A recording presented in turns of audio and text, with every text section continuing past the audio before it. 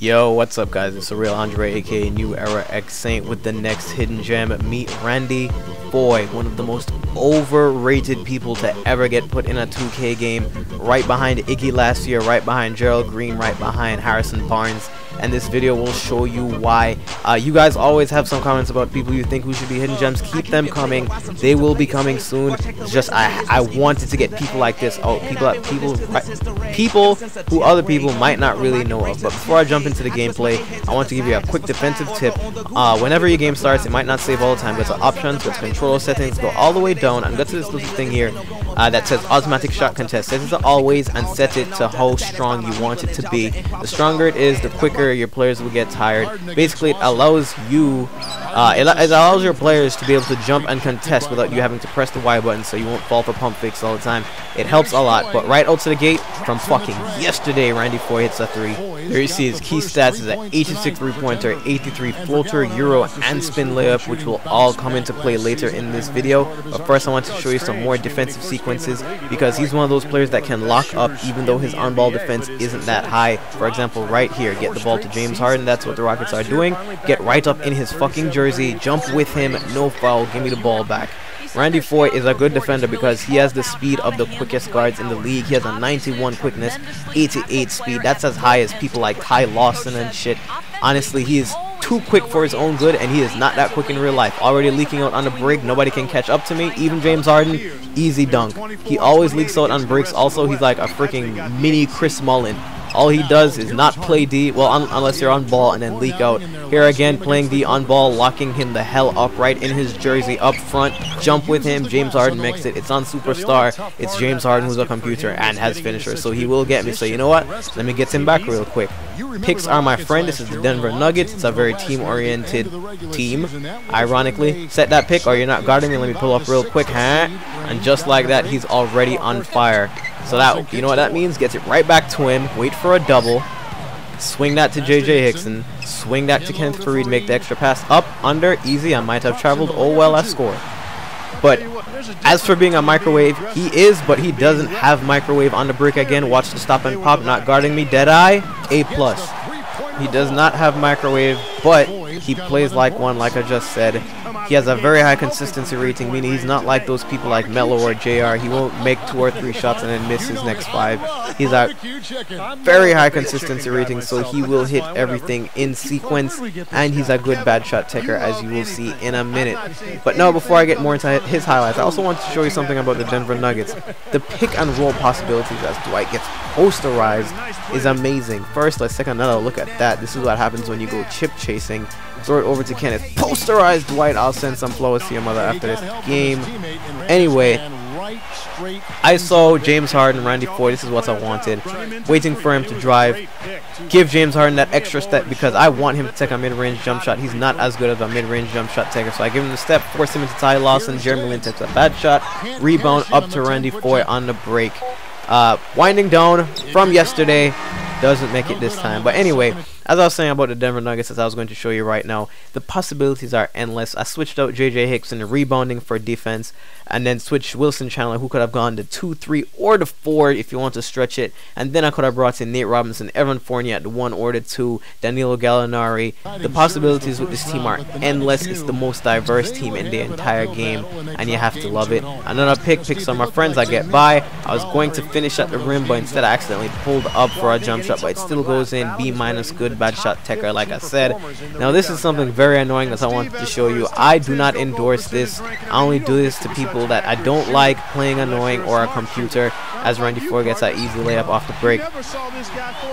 2K13, it was too easy to, it was too hard to get steals, almost impossible. And then knowing 2K14 is way too easy to get steals. All you have to do is do this. Step it, if you're not going to hit it from behind, step right over to the ball and just press the X button. If it doesn't work the first time, slip over again. Right, one more time, too easy. X button. It works almost every time. If you do it 3 times or 4 times in a row, though, you will get the foul as JJ Hickson finishes on the alley-oop break. Like I said, this team, you can have all shooting on the floor, you can have all defensive on the floor, and you can have running on the floor. It's an amazing team, as Omer Ashik hits a 3 right in my eye as the shot clock is winding down, as if like, oh, you didn't know I had those. So annoying, 2K logic, and then I'll miss that A+ with Kevin Love. But anyway, right back to Randy Foye. Picks are your friend, like I said. Get him under the pick, swing it inside. Dwight picks me off of some bullshit, so I kick it back out, swing it to Aaron, right to Randy Foye. I was going to just pull up, but accidentally fade away, and C- all day in James Harden's face, falling out of bounds. There it goes again, the 7 of 10, the consistency is there, the bad shot taking is there, and one more time, stop and pop, pull up. It's too easy, they need a timeout. But anyway, let's keep going with Randy Foye's highlights. Let's call it ISO real quick. Fabricio Garcia can't guard me. Whoop! I don't want the pick. Ooh, kill him. Ooh, pull up.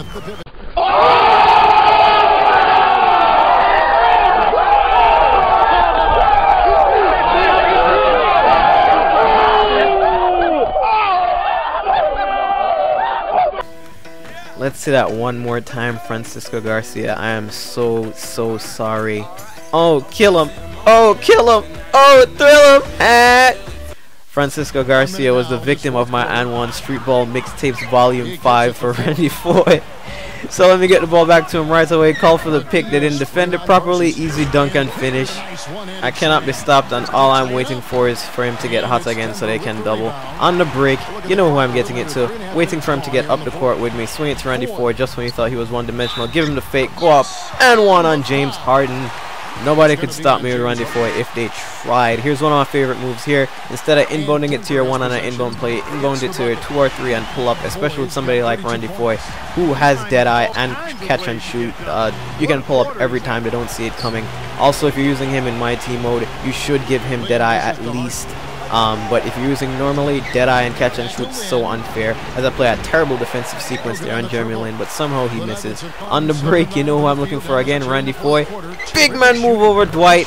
Finish, that should have been an and one, and they need a timeout. It was a close game for a while, and I pulled away in the final minute, and just because I can, I wanted to show you the overratedness of this, as I draw a fucking triple team with Randy Foye. I kick it back to Ty Lawson, kick it back to Randy Foye one more time with no remorse. Had to do it, give them the dagger. So yeah, I have nothing really bad to say about Randy Foye. He is the definition of a value player. Honestly, he has the finishing ability, the shooting ability, and the handles, as you saw, because he was a point guard in college and he was a point guard in his first couple of years in the league. He averaged 16 one year with Minnesota, but for the rest of his years he's been averaging like 10. Kind of fell to mediocrity. So this is the definition of a value player. People probably don't know about him, especially people new to liking basketball, because he was kind of big when he averaged that 16 that year in Minnesota. It was like back in 07 or something like that. But like I said, everybody that I make as a hidden gem deserves to be on any team. I don't need to tell you that he should be on a silver team or a gold team or a bronze team at this point. Anybody that I'm making this hidden gem series can be on any team, and I'm showing it to you in every video that I do. Look at these highlights, they speak for themselves. And by the way, guys, I appreciate when you comment as to who you think should be our next hidden gem. Those are some people that I have seriously considered, and they probably will be. But I just have to get these people out that I first had in mind that people probably didn't really know about in the first place. And most of them are out to the way at this point. So if you have any ideas of who should be the next hidden gem, I already have a few of you who told me some. I will make it, and the next hidden gem video will probably be out by about next week. I'm starting to like making these a lot more than maybe doing a gameplay or something, because it's more fun in my opinion, and it means more than just watching me win or lose a game. But yeah, guys, like, comment, and subscribe. As you see right here, 39 points. Too easy. Almost gave them 40. Almost gave James Harden 40, and I locked him up. So yeah, like, comment, and subscribe, guys. Hope you enjoyed. Peace.